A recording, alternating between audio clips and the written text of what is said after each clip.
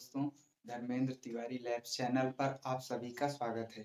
इसके पहले के क्लास में हम लोगों ने हिस्ट्री में मध्य पाषाण काल के अंतर्गत हम लोगों ने आदि मानव के द्वारा प्रयोग किए जाने वाले औजारों तथा उनसे उनके स्थल कहाँ से प्राप्त हुए हैं, मध्य पाषाण कालीन स्थल के बारे में और मध्य पाषाण काल के आदि मानव में जनसंख्या वृद्धि का महत्वपूर्ण कारण क्या था और मध्य पाषाण काल में मानव किस तरीके से पशुपालन और कृषि करना प्रारंभ कर दिया था। तो इन सब के विषय में हमने बहुत ही सुंदर तरीके से अध्ययन किया था और हमने आपको बताया था कि मध्य पाषाण काल के दौरान जो है क्लाइमेट चेंज हुआ, जलवायु परिवर्तन हुआ, जिसके कारण जलवायु परिवर्तन के कारण मानव जो है कृषि और पशु पालने लगा था। तो जलवायु परिवर्तन क्यों हुआ, क्लाइमेट चेंज क्यों हुआ? क्योंकि इस मध्य पाषाण काल के दौरान जो हुआ वो जलवायु गर्म और शुष्क होने लगी। हिम के जो दौर आते थे वो खत्म हो गए और जलवायु गर्म और शुष्क होने लगी। इस कारण से जमीन पर, पृथ्वी पर घास और हरियाली उगने लगी और मानव जो है कृषि करना प्रारंभ किया और पशु पालना प्रारंभ कर दिया था। तो क्लाइमेट चेंज के कारण फ्लोरा और फ्यूना, फ्लोरा का मतलब होता है क्या? वनस्पति, और फ्यूना का मतलब होता है प्राणी, अर्थात वनस्पति और प्राणी का जो है वहाँ पर प्राकट्य हुआ जलवायु परिवर्तन के कारण। तो इन सब के विषय में हम लोगों ने बहुत ही सुंदर तरीके से पढ़ा था। अगर आपने पिछले क्लास का वीडियो आप लोगों ने नहीं देखा है तो उसे आप देखेंगे, तभी आपको यहाँ पर उससे कोरिलेट कर पाएँगे। तो आइए स्टार्ट करते हैं। आज हम मध्य पाषाण काल के नव पाषाण काल के विषय में पढ़ेंगे। नव पाषाण काल इसका नाम क्यों पड़ा? नव का मतलब होता है नया और पाषाण का मतलब होता है पत्थर। तो अर्थात इस काल में मानव पत्थर के नए प्रकार के औजारों का निर्माण करना प्रारंभ कर दिया था। तो इसीलिए इसका नाम नवपाषाण काल रखा गया। तो नवपाषाण काल सर्वप्रथम इस काल का नाम नवपाषाण काल किसने रखा? तो जॉन लुवाक ने। तो सर्वप्रथम इस काल का नाम नवपाषाण काल किसने रखा? जॉन लुवाक ने इस काल का नाम क्या रखा? नवपाषाण काल। तो नवपाषाण काल को क्यों नवपाषाण काल नाम रखा गया? क्योंकि इस काल में आदि मानव पत्थर के नए प्रकार के औजारों का प्रयोग करना प्रारंभ कर दिए थे, निर्माण करना प्रारंभ कर दिए थे, इसलिए इसका नाम नवपाषाण काल रखा गया। हिंदी में, इंग्लिश में अगर इसकी बात करें तो नियोलिथिक एज। नियो का मतलब न्यू और लिथिक का मतलब होता है पत्थर, स्टोन। तो पत्थर के नए औजारों का प्रयोग करने के कारण इसका नाम क्या हो गया? Neolithic age. और ये नवपाषाण काल जो माना जाता है वो 6000 से 3000 ईसा पूर्व तक माना जाता है। नवपाषाण काल का कालखंड कब से कब तक? 6000 ईसा पूर्व से 3000 ईसा पूर्व तक नवपाषाण काल को माना जाता है। नवपाषाण काल को गार्डन चाइल्ड ने रेवोल्यूशन नाम दिया। क्यों रेवोल्यूशन नाम दिया? क्योंकि इस काल में आदिमानव जो है अस्थाई आवास, अस्थाई कृषि, अस्थाई पशुपालन, इस प्रकार के विभिन्न प्रकार के गतिविधियां प्रारंभ कर दिया था। यहाँ तक कि पत्थर के औजार भी नए तरह के प्रयोग करना प्रारंभ कर दिया था। तो इस कारण से गार्डन चाइल्ड ने नवपाषाण को क्रांतिकारी काल कहा, अर्थात रिवॉल्यूशन कहा, रिवॉल्यूशनरी है ना एज कहा। तो नवयुग कहा, नवपाषाण काल कहा, क्रांतिकारी काल किसने कहा?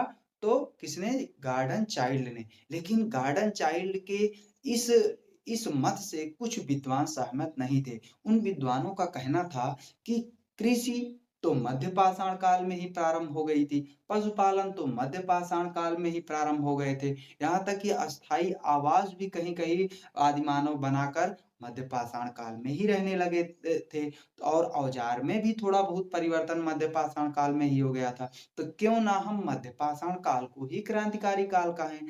लेकिन वहाँ पर इन सब की बातों का उत्तर गार्डन चाइल्ड ने दिया और उन्होंने कहा कि मध्य पाषाण काल में भले ही आदिमानव कृषि, पशुपालन और अस्थाई आवास इस प्रकार के विभिन्न प्रकार के गतिविधियों को प्रारंभ कर दिया था, लेकिन मानव में जो उनके रहन-सहन, रीति-रिवाज, खान-पान, बोली भाषा, हर तरीके से जो परिवर्तन आया वो किस काल में आया? नवपाषाण काल में आया। इसलिए हम इसे क्रांतिकारी काल कह सकते हैं, ना कि हम मध्यपाषाण काल को क्रांतिकारी काल कहेंगे। तो इस तरीके से गार्डन चाइल्ड के मत से बहुत सारे विद्वान सहमत हो गए और इसीलिए नवपाषाण काल को कौन से काल के नाम से जानते हैं? क्रांतिकारी काल या रिवॉल्यूशनरी काल। और हमने आपको बताया कि इस काल में आदिमानव नए प्रकार के पत्थर के औजारों का निर्माण प्रारंभ कर दिया था। कैसे?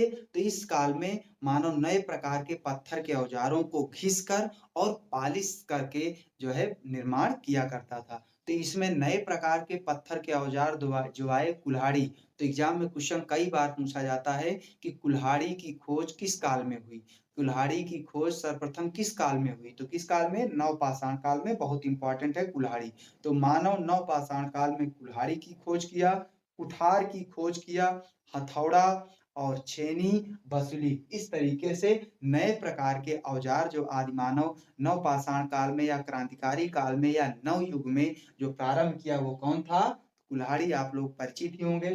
कुठार हमने आपको इधर बनाया है, आप देखेंगे तो ये कुठार त्रिभुजाकार के आकार का पत्थर का औजार। आप देखते होंगे जब कोई बालू, रेत वगैरह होता है तो उसमें इस टाइप के आपको पत्थर मिलेंगे। तो उसी नुकीले टाइप के पत्थर के औजारों को घिसकर आदिमानव पॉलिश करके क्या बनाया? कुठार। और इसमें एक लकड़ी लगा दिया जिससे ये क्या बन गया? कुठार। तो ये आपका क्या है? कुठार। कुठार एक प्रकार से कुल्हाड़ी का थोड़ा बड़ा रूप हो जाता है। तो कुल्हाड़ी, दूसरा क्या हो गया? कुठार, हथौड़ा, छेनी, बसुली। छेनी से हम लोग क्या करते हैं? किसी चीज को तोड़ना-फोड़ना हो तो छेनी और हथौड़े का प्रयोग करके हम लोग तोड़ते-फोड़ते हैं। तो छेनी, हथौड़ी और बसुली, है ना? तो इस तरीके से आदिमानव जो है नवपाषाण काल में ये नए प्रकार के पत्थर के औजारों का प्रयोग करना प्रारंभ किया। विश्व स्तर पर मानव सर्वप्रथम नवपाषाण काल में ही नियमित रूप से प्रारंभ कर दिया था। तो इस काल में विश्व स्तर पर मानव नवपाषाण काल में ही नियमित रूप से कृषि प्रारंभ कर दिया था। हमने आपको बताया था मध्य पाषाण काल में आदिमानव कृषि प्रारंभ कर दिया था, परंतु नियमित रूप से जो कृषि करना प्रारंभ किया वो आदिमानव किस काल में? नवपाषाण काल में प्रारंभ किया था। और कृषि में हमने आपको बताया था तो मानव गेहूं, जौ, सर्वप्रथम जौ, गेहूं, चावल, कपास, ये विभिन्न प्रकार के आदिमानव जो है खेती किया करते थे नवपाषाण काल में। उसके बाद नवपाषाण काल में आदिमानव जो थे उनके द्वारा मूसल, मूसल, ओखली और सिलबट्टे का प्रयोग किया जाता था। नवपाषाण काल में आदिमानव के द्वारा किसका प्रयोग किया जाता था? मूसल, मूसल, ओखली, सिलबट्टा। मूसल जो होता है धान कूटने के लिए, आप समझ लीजिए ये मूसल है ना? ये नीचे की तरफ थोड़ा पतला होता है और यहाँ पर थोड़ा-सा मोटा होता है। और ओखली इस तरीके से गड्ढे के आकार की होती है। तो मानव जो है आदि मानव ओखली और मूसल का प्रयोग किया करता था नवपाषाण काल में। अगर आपको पता हो तो आज के समय में लोग ओखली, मूसल का एक छोटा-सा रूप अगर आप ध्यान दें तो अदरक चाय में बनाने के लिए अदरक पीसने के लिए एक छोटा-सा अ, आता है ओखली और मूसल, छोटा टाइप उसी टाइप का होता है, तो वो आप समझ लीजिए एक उसी का नमूना है, सैंपल है, उसको आप देख सकते हैं ओखली मूसल अगर नहीं समझ में आ रहा। लेकिन वो बड़े रूप में होता था, उसी का एक छोटा रूप है ओखली मूसल। तो नवपाषाण काल में मानव किसका? ओखली, मूसल और सिलबट्टे। सिलबट्टे से आप लोग सभी परिचित हो गए, तो किसी चीज़ को पीसने के लिए सिलबट्टे का प्रयोग किया जाता है, सिलबट्टा, है ना? तो मानो चटनी बनाना हो या कोई चीज़ जो है मसाला पीसना हो तो किस पे पीसता है? सिलबट्टे पर। तो उस तरीके से सिलबट्टे का प्रयोग आदिमानव इस काल में किया करता था। नवपाषाण काल में ही आदिमानव नियमित पशुपालन प्रारंभ कर दिया था। तो नवपाषाण काल में मानव क्या प्रारंभ कर दिया था? नियमित पशुपालन। लेकिन अस्थायी रूप से पशुपालन सर्वप्रथम आदि मानव किस काल में प्रारंभ किया? तो वो किस काल में था? मध्य पाषाण काल में मानव पशुपालन प्रारंभ किया था। मध्य पाषाण काल में मानव कृषि प्रारंभ किया था। मध्य पाषाण काल में कहीं-कहीं पे मानव स्थायी निवास प्रारंभ किया था। लेकिन नव पाषाण काल में इन सब में परिवर्तन हो गया। नियमित खेती करने लगा, नियमित पशु पालने लगा, नियमित आदि मानव जो है आवास, अस्थायी आवास बनाकर नियमित रूप से रहने लगा। तो इस तरीके से नव पाषाण काल में जो है मानव पशु भी पालने लगा। तो मानव के द्वारा पाला गया प्रथम पालतू पशु कौन था? कुत्ता। और मैंने बताया था कुत्ता किस काल में पाला गया था सर्वप्रथम? मध्य पाषाण काल में। तो सर्वप्रथम कुत्ते को मध्य पाषाण काल में पाला गया था। हमने आपको और भी बहुत सारे पालतू जानवर थे जिसमें कुत्ता था, भेड़ थी, बकरी था बकरी थी, ऊँट, गाय, इस तरीके से इस काल में आदिमानव जो है किसका पशु पालते थे, पालतू जानवर। तो कुत्ता, भेड़, बकरी, गाय, ऊँट, बिल्ली, इन सबको आदिमानव जो है नवपाषाण काल में भी पाला करते थे।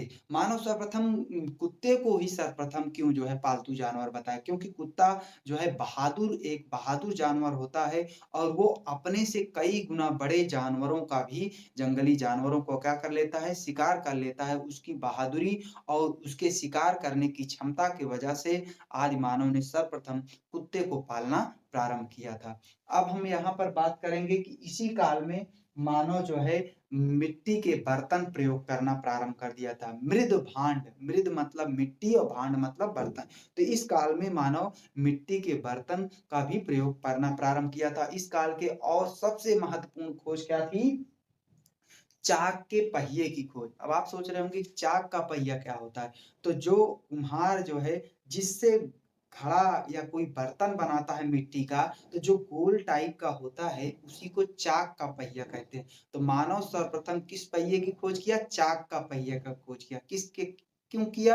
उससे बर्तन बनाया करता था। धीरे-धीरे मानव में थोड़ा-सा जागरण हुआ, जागृत हुआ, बुद्धि का विकास हुआ तो उनको पता चला अरे! इसके लिए तो भारी सामान को उठाने के लिए अगर हम 2 पहिया बना लें और उससे जो है हम सामान को ढो सकते हैं। तो मानव पहिए की खोज के बाद बड़े-बड़े पत्थरों के औजारों का निर्माण करना प्रारंभ कर दिया। बड़े-बड़े पत्थर को एक स्थान से दूसरे स्थान पर ले आने लगा, ले जाने लगा। तो इस तरीके से नवपाषाण काल में कुल्हाड़ी की खोज हुई। नवपाषाण काल में मानव पहिए की खोज किया। नवपाषाण काल में मानव मिट्टी के बर्तन बनाने लगा, मिट्टी के बर्तन का प्रयोग करने लगा, मृदभांड का प्रयोग करने लगा। नवपाषाण काल में ही मानव नियमित खेती करने लगा। नवपाषाण काल में ही मानव पशु पालने लगा। नवपाषाण काल में ही मानव नए प्रकार के पत्थर के औजारों का प्रयोग करने लगा। तो इसलिए इस काल को क्या कहा जाता है? क्रांतिकारी काल। क्रांतिकारी काल किसने कहा? गॉर्डन चाइल्ड ने नाम दिया। परंतु नवपाषाण काल किसने नाम दिया? तो किसने? जॉन लुबाक ने। नवपाषाण काल जॉन लुबाक ने और गॉर्डन चाइल्ड ने रिवॉल्यूशन अर्थात क्रांतिकारी काल या नवयुग, है ना? तो इसका नाम रिवॉल्यूशन किसने दिया? गॉर्डन चाइल्ड ने। तो इस तरीके से हमने महत्वपूर्ण चीज़ों का वर्णन किया और नवपाषाण काल में हमने आपको बताया कि आदि मानव अस्थायी आवास बनाकर रहने लगे थे।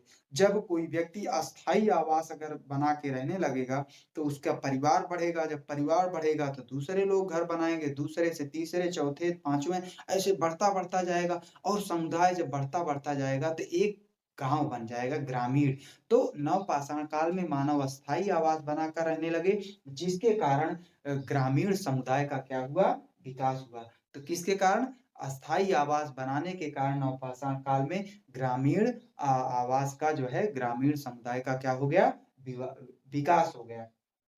और हमने आपसे बताया कि नवपाषाण काल में या ऐसे ही बात करें तो मानव के द्वारा उपजाए जाने वाले फसलों का क्रम क्या है? तो सबसे पहले मानव के द्वारा कौन-सी फसल उपजाई जानी थी? अर्थात मानव के द्वारा पहली फसल उपजाने वाली पहली फसल का नाम क्या है? तो जौ है। मानव द्वारा उपजाई जाने वाली सर्वप्रथम पहली फसल कौन है? जौ। जौ के बाद मानव दूसरी फसल कौन-सा उपजाया? गेहूँ। गेहूँ के बाद मानव कौन-सी फसल? चावल।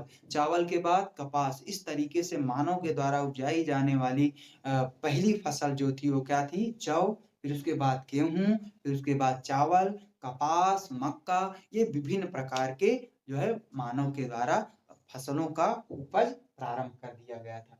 अगर हम बात करें विश्व संदर्भ में एक तरह से तो पश्चिम एशिया से सर्वप्रथम पश्चिम एशिया से जौ तथा गेहूं की कृषि करने के साक्ष्य प्राप्त हुए। पश्चिम एशिया से सर्वप्रथम क्या जौ और गेहूं की खेती करने के साक्ष्य सर्वप्रथम प्राप्त हुए। उसके बाद भारत में सर्वप्रथम किसकी खेती करने के साक्ष्य प्राप्त हुए? चावल और कपास। तो भारत में सर्वप्रथम खेती करने के साक्ष्य किसके प्राप्त हुए? चावल और कपास के। वहीं पर पश्चिम एशिया में सर्वप्रथम खेती करने के साक्ष्य तो कौन से? जौ और गेहूं के। अमेरिका में सर्वप्रथम कृषि प्रारंभ करने के साक्ष्य किसके प्राप्त हैं? मक्के का। तो पश्चिम एशिया में सर्वप्रथम जौ तथा गेहूं, भारत में सर्वप्रथम चावल और कपास, अमेरिका में सर्वप्रथम मक्के की कृषि प्रारंभ हुई। तो इस तरीके से हम लोगों ने विशेष रूप से आपसे नवपाषाण काल नाम क्यों पढ़ा और नवपाषाण काल को क्यों क्रांतिकारी काल कहा गया और नवपाषाण काल में मानव पत्थर के औजारों के बनाने के प्रयोग में किस तरह से परिवर्तन लाया, नवपाषाण काल में किस तरह से मानव अस्थायी आवास बनाकर रहने लगा, इन सब के विषय में हम लोगों ने अध्ययन किया। अब हम बात करेंगे भारत में नवपाषाण काल, stone age, that means neolithic age in India. Bharat में नवपाषाण काल अगर हम बात करें तो विभिन्न क्षेत्रों में विभाजित किया गया है। यहाँ पर हमने फिगर बनाया इंडिया का, तो आप थोड़ा सा कोरिलेट कर लीजिएगा। बहुत ज्यादा अच्छा तो नहीं बना है लेकिन कोरिलेट करिएगा। इधर देखिए, तो सबसे पहले इधर हम बात कर लेते हैं पश्चिमोत्तर। ये पश्चिमोत्तर एरिया में आपका पाकिस्तान और भारत ये दोनों क्षेत्र इस साइड में आएंगे आपके पश्चिमोत्तर एरिया। तो पश्चिमोत्तर जो नवपाषाणिक सांस्कृतिक क्षेत्र थे वो थे 7000 ईसा पूर्व से 3500 ईसा पूर्व तक माना जाता है। तो हम इधर जो भारत में पढ़ेंगे तो हम पुरास्थल पश्चिमोत्तर के पुरास्थल के विषय में अध्ययन करेंगे जो 7000 से 3500 ईसा पूर्व तक माना जाता है पश्चिमोत्तर एरिया में। इधर नवपाषाण काल में मानव पश्चिमोत्तर एरिया में निवास करते थे और उसका कालखंड कितना था? 7000 ईसा पूर्व से 3500 ईसा पूर्व तक था। उसके बाद हम लोगों ने मध्य गंगा घाटी मध्य पाषाण काल के अंतर्गत पढ़ा है, लेकिन नवपाषाण काल के अंतर्गत भी हम मध्य गंगा घाटी को पढ़ेंगे। क्यों? क्योंकि हमने बताया था कि मध्य गंगा घाटी से तीनों काल के अंतर्गत आदि मानव के साक्ष्य प्राप्त हुए हैं। तो पूरा पाषाण काल के अंतर्गत ही हम मध्य गंगा घाटी को पढ़ते हैं और मध्य पाषाण काल के अंतर्गत भी मध्य गंगा घाटी को पढ़ते हैं और नवपाषाण काल के अंतर्गत भी मध्य गंगा घाटी को पढ़ते हैं। तो मध्य गंगा घाटी जो है ये गंगा क्षेत्र के गंगा नदी के मध्य में जो एरिया स्थित है उसे मध्य गंगा। 4000 ईसा पूर्व से 1200 ईसा पूर्व मध्य गंगा घाटी इधर उत्तर प्रदेश के एरिया में ये है। तो इधर मध्य गंगा घाटी के हम बारे में अध्ययन करेंगे। उसके बाद उत्तरी नवपाषाणिक संस्कृति। तो उत्तरी नवपाषाणिक संस्कृति के बारे में हम लोग इधर उत्तर एरिया में जम्मू कश्मीर है ना, इन सब के बारे में, लद्दाख, इन सब के बारे में हम अध्ययन इधर करेंगे। 2500 ईसा पूर्व से 1500 ईसा पूर्व तक यहाँ पर हम लोगों को अध्ययन करना है इधर उत्तरी क्षेत्र में। फिर अगर हम यहीं पर बात कर लें कि क्या कहते हैं पूर्वोत्तर क्षेत्र में, तो पूर्वोत्तर क्षेत्र ये है आपका। पूर्वोत्तर क्षेत्र में 2000 ईसा पूर्व से 1000 ईसा पूर्व तक जो है साक्ष्य प्राप्त हुए हैं नवपाषाण काल के। तो उनके विषय में हम लोग विशेष रूप से अध्ययन करेंगे। और दक्षिण भारत में भी जो है वो 2500 ईसा पूर्व से 1500 ईसा पूर्व तक के साक्ष्य प्राप्त हैं। इन सब के विषय में हम लोग विशेष रूप से अगली क्लास में अध्ययन करेंगे। तो आशा करते हैं आप लोग को नवपाषाण काल के विषय में बहुत ही सुंदर तरीके से, बहुत ही सरल तरीके से, स्पष्ट तरीके से समझ में आया होगा। तो अगर आप लोगों को यह क्लास अच्छे से समझ में आ रही है तो प्लीज चैनल को सब्सक्राइब करें, बेल आइकन को दबाएं और लाइक करें और कमेंट करें, जिससे आप हमको प्रोत्साहन मिले और हम नए तरह के वीडियो, हर क्लास के वीडियो आपको अपलोड करते रहें और आप लोग, जिससे आप लोग का ज्ञान बढ़ता रहे और जो आपके रिलेटिव्स हैं, जो आपके परिचित हैं, उनको भी आप जो है वीडियो क्लास के बारे में बताइए, वो भी सब्सक्राइब करें, है ना, जिससे और लोगों का ज्ञान बढ़े। तो हम आशा करते हैं आप लोग हमारी इन बातों पर ध्यान देंगे, हैं? तो बहुत बहुत धन्यवाद आप लोगों को लाइक करने के लिए, कमेंट करने के लिए, सब्सक्राइब करने के लिए, वीडियो लाइक करने के लिए, वीडियो को देखने के लिए धन्यवाद। तब तक के लिए।